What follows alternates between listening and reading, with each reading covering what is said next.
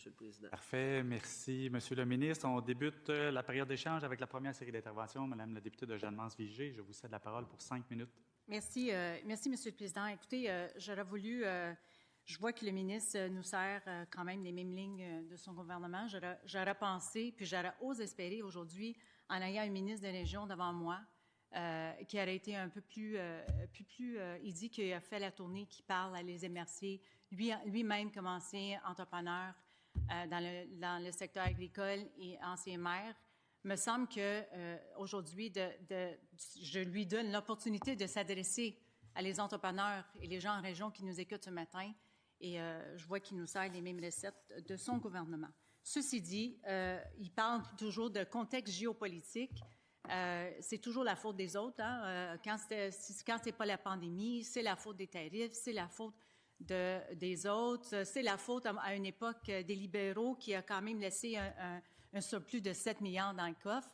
Alors moi, je vais aborder des sujets extrêmement précis, Monsieur le Président, puis j'aimerais ça avoir des réponses précises aussi.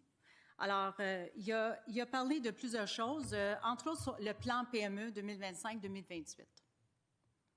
Alors, parlons-nous du programme PME 2025-2028, qui, dans le fond, succédait l'ancien plan québécois en entrepreneuriat, là, qui s'appelait le PQE 2022-2025. Sur papier, le gouvernement annonce 219 millions. Seulement 116 millions sont réellement de l'argent nouveau. Le reste provient des crédits déjà existants. On va mettre ça au clair. Dans ce 6 millions, c'est 6 millions de moins que le précédent plan pour les PME. Alors, je répète, c'est un nouveau plan qui reprend essentiellement des mesures qui existent, fait que dans le fond, il reconduit les mesures puis l'enveloppe qui était là. Et il y a pas grand-chose de nouveau. Alors, il y a très peu de moyens dans ce plan-là pour soutenir les PME et les défis qu'ils ont présentement. Alors, juste pour vous dire à quel point le ministre pense que le plan PME, c'est un bon plan, je vais vous citer quelques commentaires. Alors, je cite le PDG de la Fédération des chambres de commerce du Québec, Véronique Proulx, qui dit concernant le plan PME 2025-2028 ne répond ni aux besoins, ni aux attentes prioritaires des PME et des entrepreneurs du Québec. C'est un plan axé sur la continuité avec des moyens financiers réduits, Monsieur le ministre.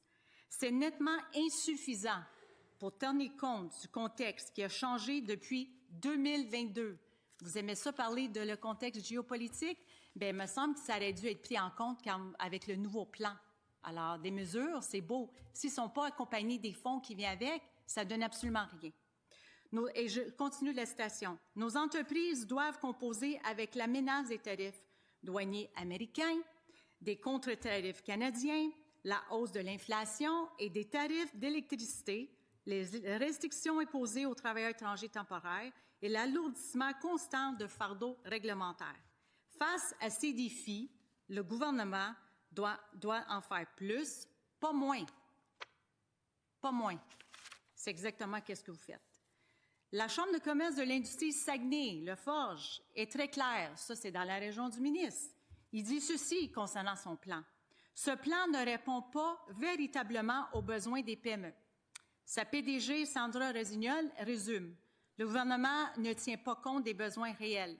Les mesures sont politiques sans impact concret. Politique sans impact concret.